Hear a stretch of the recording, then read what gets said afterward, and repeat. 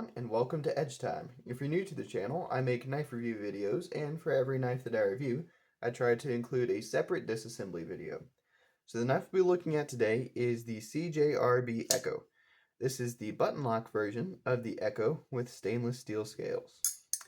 If you don't know who CJRB is, they are sort of like Artisan Cutlery's budget lineup, so to speak.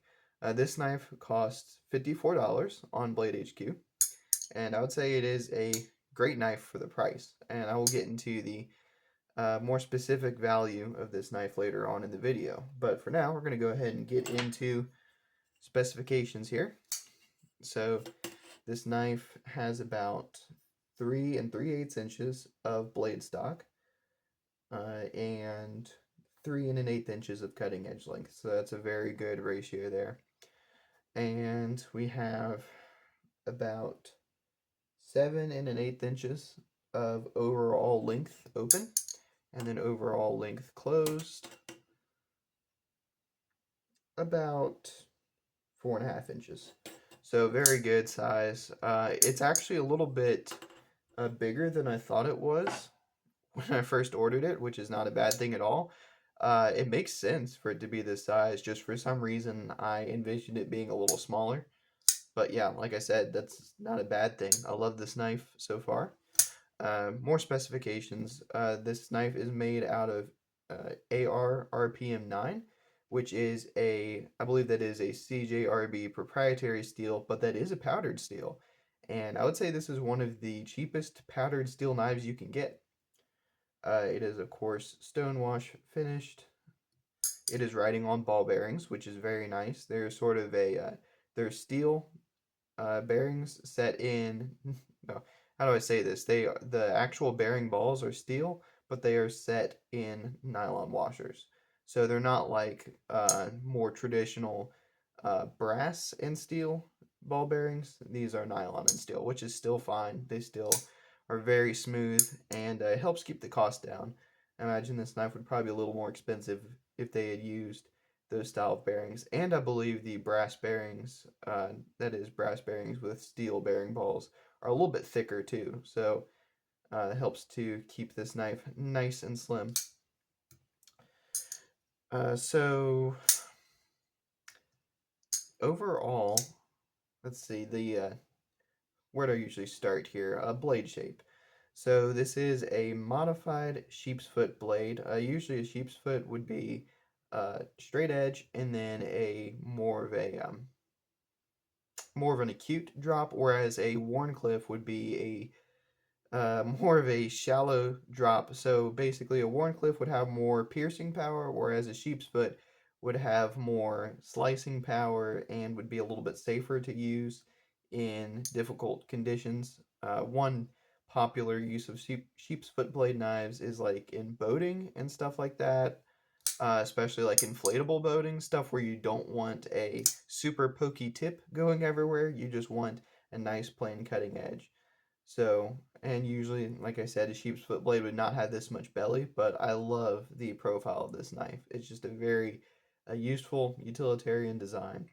And we do have this nice little bit of false edge up here, and I love the spine profile that this creates. You have good thick blade stock here, then you have the taper from the false edge, and then it swells back out again as it meets the grind of the knife. And so I just love the look of that. It sort of reminds me of some of Zero Tolerance's Dmitry Sinkovich knives. But let's see here. The handle design is very ergonomic. These scallops right here look like they wouldn't actually line up with your fingers in a regular grip, but they do. It's very, very comfortable. The only thing I don't like about the ergonomics is that, as you can see, this little bit of handle sort of comes out past the tang of the knife here. I kind of wish that it was level with that so that you could sneak up a little bit closer to the edge. Um, as it is, it sort of forces your finger down onto the edge a little bit. So I really wouldn't want to choke up this much on this knife, but it's not really a problem. It cuts just fine like this. That is one, I would say, one major advantage that the Pyrite does have over the Ekko is that the pyrite does have a larger finger choil here. I do not have a pyrite. I've seen a lot of them, and so I know that they have a little bit of a better finger choil there. But this isn't bad at all. It's ergonomically very pleasing. It feels great in the hand. Uh, one thing that I was a little concerned about with this knife is that this swell here, it looks very interesting, and it looks like it wouldn't carry very well in the pocket. And it's definitely, it doesn't carry quite as well as the for example, like the Benchmade bug out here, which just has a very straight spine profile. I mean, a slight curve, but like this is a big old swell here. And while it does change the pocket profile a little bit, it fills the hand so nicely. That's something that you just don't get with the bug out. It doesn't have that same hand filling feel as this thing does. I've noticed that I have like full contact across most of my hand, so that just feels so nice.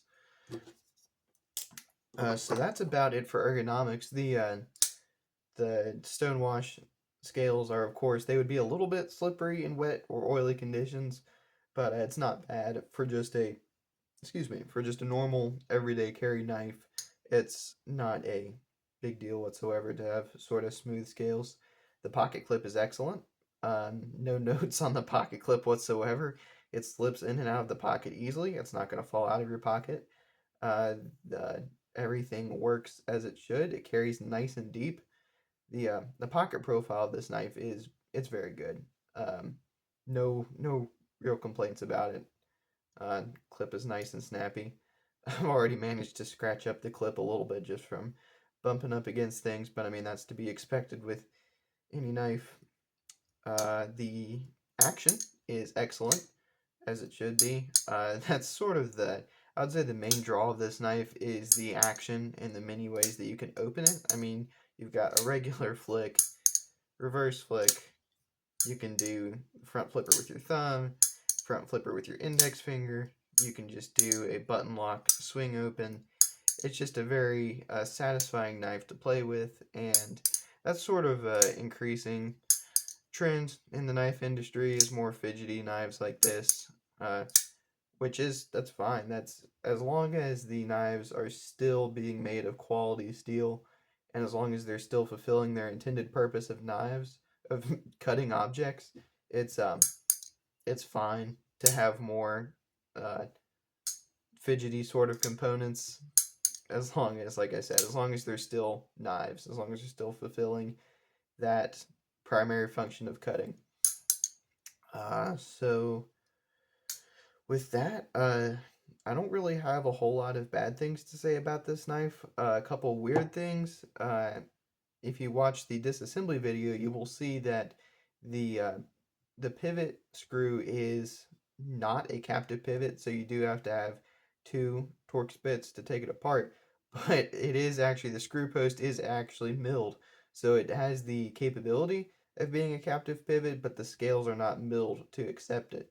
So I don't know why CJRB decided to do that, but they did, and that's the way it is. I mean, this is probably just a pivot from a different knife that did have a captive pivot, although that wouldn't explain why it's a Torx on both sides. It's sort of interesting, but it doesn't matter whatsoever. It's just sort of an interesting thing. Uh, and like, if I like am really hunting for things that I don't like, it almost seems like right here at the very back of the edge, the grind is a bit too steep, so it doesn't seem like it's as sharp as it is towards the tip. But the more I use it, the more I realize that I think it is just as sharp. It just sort of feels different. Uh, and with that, that's really all I have to say about this knife. Oh yes, and the value. I do think that this knife is a excellent knife for the price. I think that it is probably overlooked a little bit in favor of the pyrite. But for $54, you're getting quite a bit of knife. You're getting powder steel, very nice skeletonized stainless steel construction. It's just that right weight. It's not like super crazy light, like the bug out weighs nothing. It's if you can definitely notice it in your hand, and I like that with a knife. The blade stock is just the right thickness. It's not crazy thick and weird, and it's not so thin you think you're gonna break it.